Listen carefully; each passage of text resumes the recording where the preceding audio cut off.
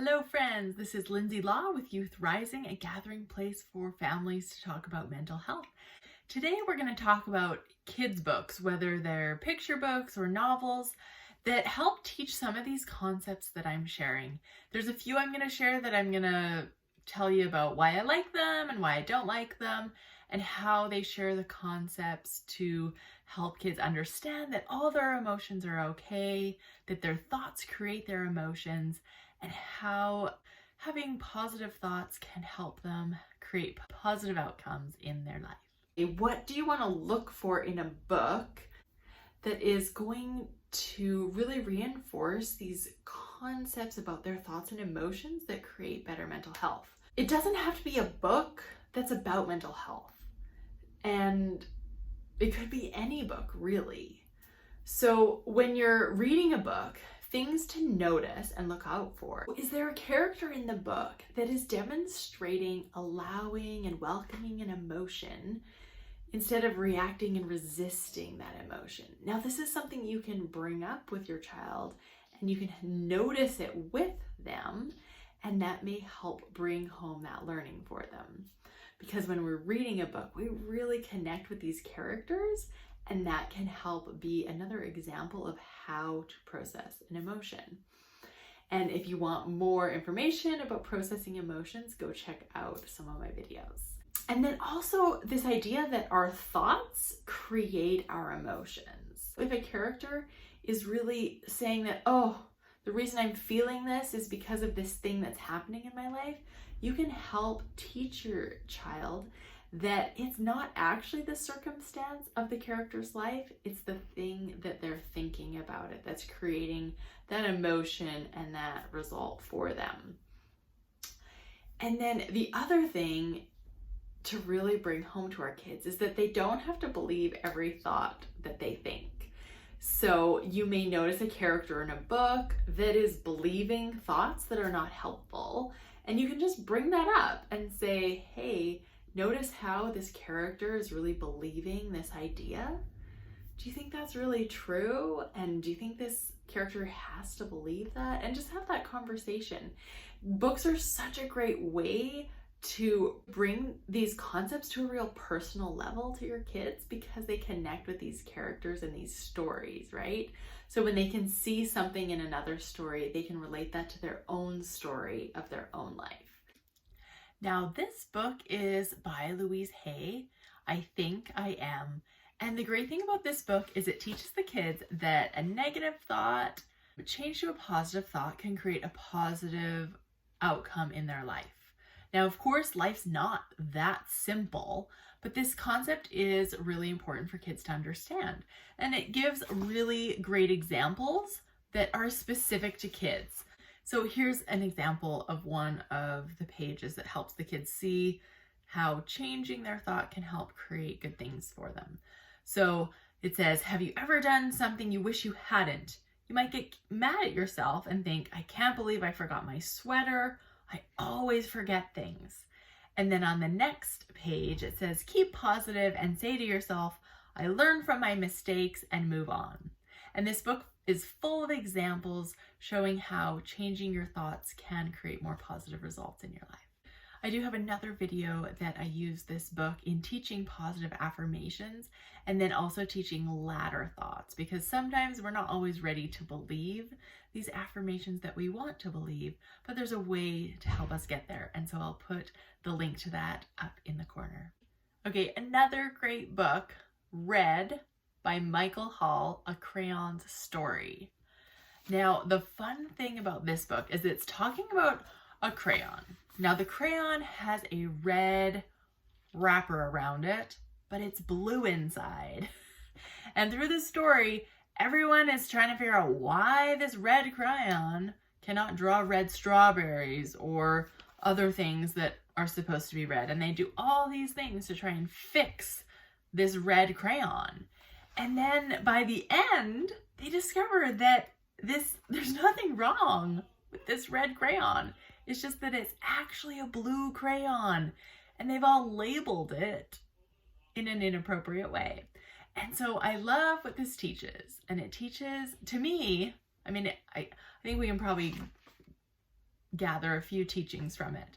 But the main thing I think that it teaches to me is so easily we can put labels on our kids, or we can put expectations of how they should be and how we want them to act. And it doesn't mean that they will. And it can be so frustrating for them when everyone's expecting them to do things a certain way or be a certain way, and that's just not their nature and what makes them feel alive. And so just reminding us to let go of some of those labels and to really help our kids find what they're passionate about and find out what excites them and allow them to express that instead of feeling like they need to be a certain way and do certain things. And that will help our kids to feel good about themselves. If they're always getting these messages that they're not doing it right, or they're not adding up, or they're not performing to a certain level, then they will start to have thoughts about themselves that they are not good enough. And that is not the message that we want to send. And so I love what this book communicates. Okay, and now we have The Grumpy Goat by Brett Helquist. Now, the thing I like about this book is that this goat is sad and he's grumpy. And so what his friends do is they kind of just be near him. They don't pepper him with questions and be like, tell us what's wrong, and maybe get in his face. They're kind of just notice that he's sad, and they kind of just purposely be near him if he needs help, and you can tell that they're concerned and that they love him. And that's one thing I love about this book. Now, the thing I don't love about this book is that the reason this goat is deciding to be grumpy or have thoughts to create feelings of grumpiness is that he's got this dandelion. He just loves seeing this bright yellow dandelion. And then one day it turns into the white dandelion where all the seeds float away. And then he's really grumpy and sad. And I think the one thing that I would add to this book is that this goat actually does have a choice about being grumpy or not being grumpy because of what he's thinking. But he's thinking something like, I've lost my dandelion, or this is so terrible, why me? And his dandelion has disappeared. And then some time passes and this dandelion grows back and it's yellow, and then he's happy again. Now, nothing really wrong with that, except it's kind of sending a message that we are going to feel a certain way based on our circumstances. And that really just isn't true. It's what we're thinking about our circumstances that creates how we feel. So in reading this book, that is something I would just point out to my children, that it's not the circumstance that the goat is grumpy about. It's what he's thinking about his dandelion circumstance that creates that feeling of grumpy. Okay, this book is A Terrible Thing Happened by Margaret Holmes. Now, I really do like this book because it talks about, it's an animal, it's a raccoon, but a child who saw something that was very upsetting and traumatic. And because of that, there's some emotions in there and some thoughts that are creating some anger and frustration. And he doesn't really understand why. And so he's going through life and maybe being mean to other kids and acting from a place of anger. And then eventually he talks to someone who could be a teacher or a parent or a therapist. And in the process of talking to this person, he's able to process his emotions and draws pictures about what happened and what he's feeling, and really had that opportunity to acknowledge the thoughts he's having and the feelings he's having. And because of that processing of that emotion, he was able to go and communicate and be a kid from a place of less anger. And I really like how it shows that it was really important for this child to take some time to process that emotion. And sometimes that means, most of the time for a child, that means having a trusted adult talking with them and helping them see the thoughts that they're having, the feelings they're having, and just talk about it and process those. So a really great book to read with your kids, whether they've had a traumatic experience or not, to understand this idea of processing an emotion. And when you're reading the book, you can even use those words like, oh, emotions, and he's processing them by talking and drawing pictures. And that's something that you can teach your kids to do. Okay, here's another one. When Sophie Gets Really, Really Angry by Molly Bang. Now again, there's things I like about this book and things that I don't love about this book. So in this book, Sophie gets in a fight, I guess, or a disagreement with her sibling. And because of that, she's feeling angry. And what Sophie does is she goes outside, which, I mean, is a really appropriate way to like get some space to look and process that emotion. What I don't like is that she leaves far away from her house and like looks like she runs and runs and runs and heads off into the woods. Now, this is not something I want to teach my children to do. And admittedly, I have had kids when they're angry, they've left the property of our home and it's not safe. It's just not safe. And so that's what I don't love about this book. So if you're going to read this book, I think it would be helpful to have a conversation with your kids about getting outside is totally appropriate. Climbing a tree and being in nature and just acknowledging how you feel, totally appropriate.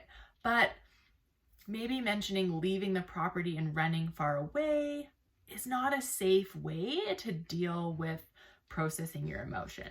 Now, the one thing I like about this book is that Sophie like feels the breeze in her hair and she just ends up having some real mindfulness experiences in nature, which is such a great way for processing emotion. And that's what I really love about that. And then when she goes back home, she's in a better space to connect with her family.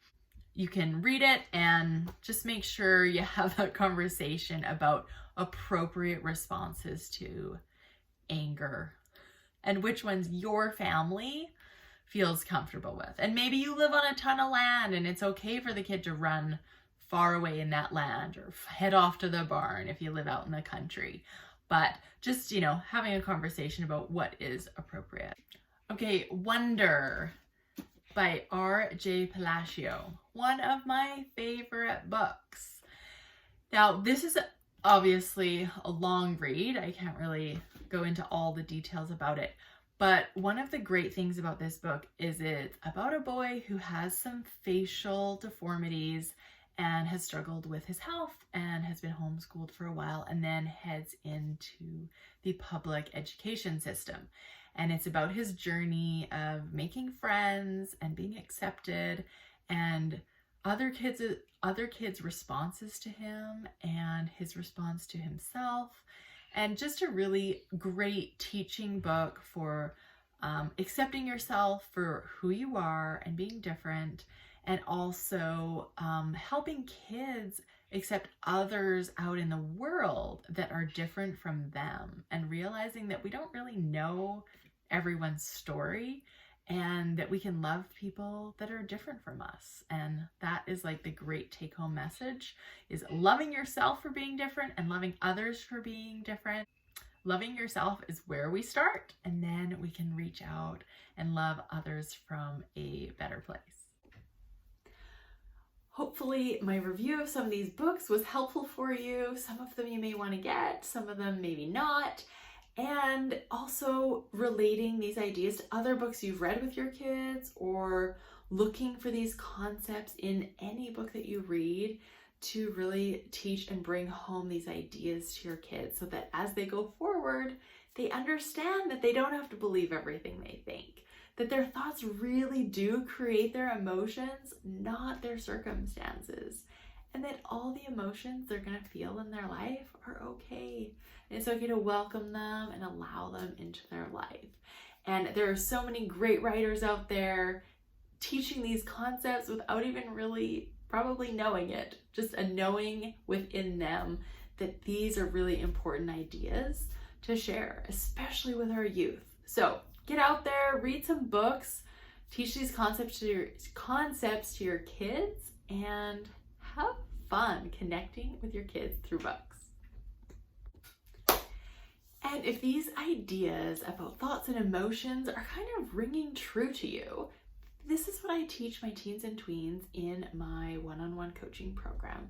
And I really help them embrace self-love and confidence in all areas of their life so that they can move forward and create relationships and reach goals. And I would love to be your youth life coach. And the great thing about my youth life coaching program is that it also comes with an 8-week parenting e-course so that you can learn right along with your youth and create an environment that supports this journey of confidence and self-love for them. Confidence and self-love are in reach, and I can show you how.